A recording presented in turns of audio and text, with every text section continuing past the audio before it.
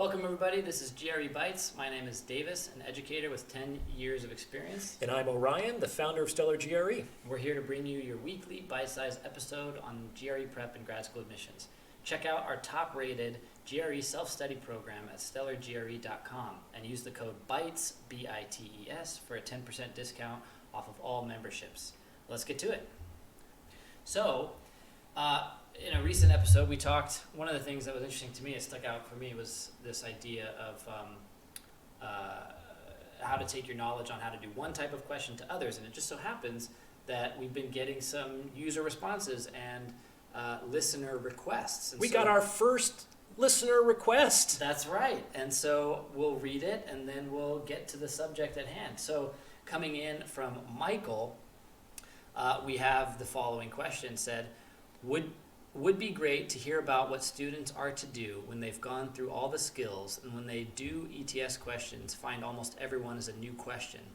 And he says, I can't do the vast majority of the math in the sections, and then when I see the answer, I can follow along.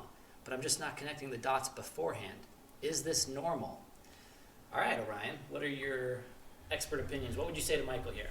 Well, first, Michael, thank you for writing in. I'm super stoked that we're starting to get viewer requests. That's one of the main points of this channel, so thank you for your participation. It makes me really excited to receive emails from listeners. With respect to this question, this is is this normal? Yes, it's unfortunately very normal. It's a common complaint, especially with respect to the quantitative section. This can date back to high school, where being able to perform a solution to one specific question, the numbers get changed, the presentation is slightly different, and it's very hard to generalize from the one to the other. This is because as of yet the student hasn't really apprehended into the deep structure of the problem. Math is actually about relationships. Most people don't understand that. It's not usually how math is presented, and it's relationships among quantities as opposed to numbers or values. And apprehending to the deep relationships between quantities that are revealed by specific numbers and values is how top performers can effortlessly generalize from a specific problem to other problems with the same essential concept at its core. That said, that takes a lot of time and a great deal of mastery, and a lot of people just aren't going to get there in a 2-month GRE self-study program, nor should they have to. So that's one of my big things is if your goal is to kind of like learn the math and to apprehend the deep, essential core concepts, which is how a lot of other programs teach for the quantitative section of the GRE. Absolutely. You're going to spend a lot of time, a lot of unnecessary time and energy preparing for the GRE, in my opinion. And that's because we don't actually need to know the deep structure, the essential core concepts of a problem in order to solve them. So let me just make sure I'm understanding you, because I taught math up through second year of college. I tutored it for a long time, and now my son is 13. He's into algebra, and this is the exact problem that I've come across so many times. And it's what separates students who have felt that they can just barely get by in math and pass a test versus those who actually go on to like fall in love with math. But you're right, it's a lifelong pursuit to actually get to that place where you can recognize the relationships and the quantities and see the power that equations can give. But I totally agree with you that GRE prep is not the place where people should be taught to do that. And so tell me more about the diagnostic method that you have, because that method that GRE offers is a way to bypass this deep knowledge endeavor that you're talking about and get to the place you were just mentioning where you can just solve a problem. Correct. And just for the record, I was one of the students in the former category. I was the one who was just trying his hardest to pass the test and skate by. I was a proud B student in math throughout most of high school. I only really fell in love with math when I was in my 20s, when I think I had enough cognitive maturity to be able to appreciate it at a deeper level. And I kind of had to teach it to myself in a way that made sense to me because it was never really taught in an intuitive, way to me by my teachers or the textbooks that I read. So it is possible, and it's a shame that math is taught to young folks in such a way that it's often like alienating and intimidating, when understanding relationships between quantity it's a core life skill, and it opens the doors to all kinds of not only professions and practical applications, but just a deeper appreciation of reality in the natural world and things like that. It's really cool. But you're right, this is a 2-month prep course is not the time and place to fall in love with math necessarily. It's probably not going to happen in that short amount of time anyway. So how do we get around this if we're not going to have the time to really come to that deep apprehension of the core concept? Well, we do that through diagnosis, which is a key component of the Stellar method. So in my system, there are 50 different diagnostic categories for quantitative problems. This means that I have gone through dozens and dozens of practice tests. I've looked at thousands and thousands of problems from ETS and all the major test prep companies, and I can successfully sort all of those problems into one of only 50 buckets. This is really good because there's actually only 40 scored quantitative questions on the entire exam.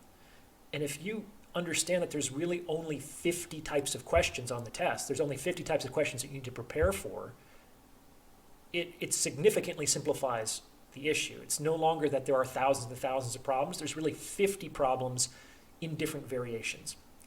So the key component that begins every single chapter in the Stellar system, the Stellar self-study program, is diagnosis. Is you have to train students how to recognize those 50 individual diagnostic categories. Help me out here a little bit, because I went through the StellarGRE program, and I don't remember that there were 50. I thought it was broken down. Are those 50 broken down into even fewer categories in terms of being able to diagnose quickly and move forward? Yes, there are sub-variations within the different 50. Like, for example, one of the 50 diagnostic categories are combinatorics, and there are combinations and there are permutations. And within combinations, there are multi-group combinations, and there's also multi-level combinations. So that was 5 different problem types that you could diagnose with one diagnosis of this is a combinatorics problem. yes, because everything that is necessary for combinatorics on the general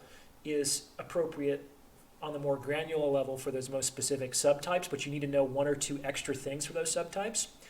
But and so you can see that it's almost like this. The Stellar system is a fractal, where you can zoom in and zoom out at all different levels of granularity and still have a high resolution vision of what you're supposed to do.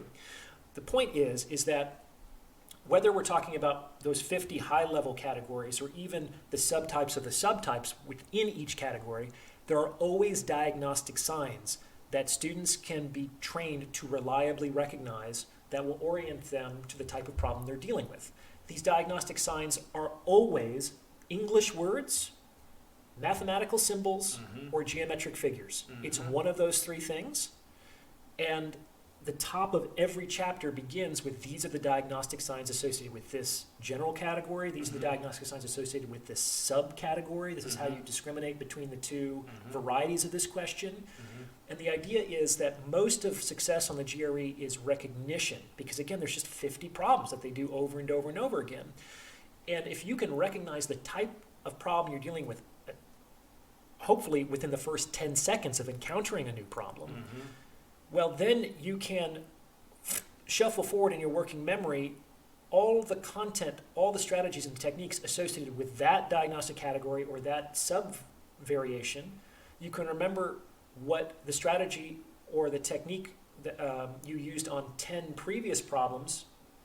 If it worked on those 10 previous problems, it's probably going to work on this 11th problem that you're encountering. So we're talking about a different way to train your recognition in your brain when you're approaching problems, taking it, rather than in practice training the specific mechanics of each individual practice question and trying to somehow glean general concepts out of that to take to the test.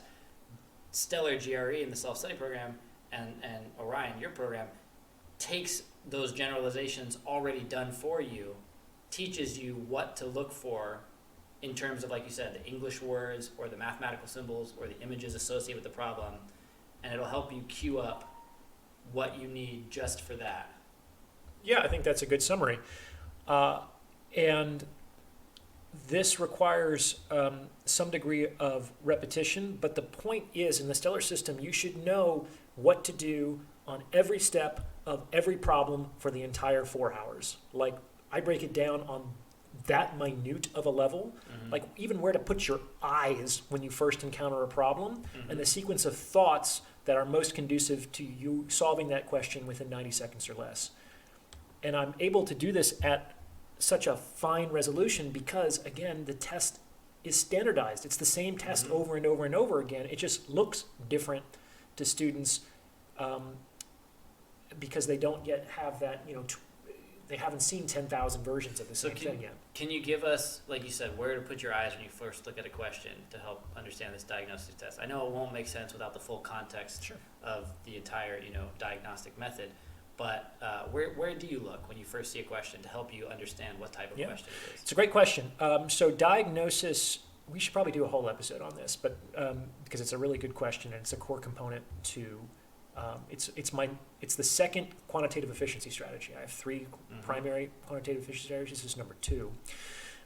Once you decide to do a problem, the first place you should look are the answer choices, because 85% of the questions in the quantitative section can be sorted into one of only 4 different, what I call structural diagnoses, which are revealed by what's going on in the answer choices. That's what I'm remembering, yeah. And on a very high level, when you look at the answer choices, you're going to look for 2 different things. The answer choices are either going to have real numbers or they're going to have variables. And the answer choices are either going to be a choose one or a choose many. And that suggests that there are 4 different primary combinations of structured diagnosis. Variables choose one, variables choose many, real numbers choose one, real numbers choose many. And this should take all of a half a second to perceive. Right.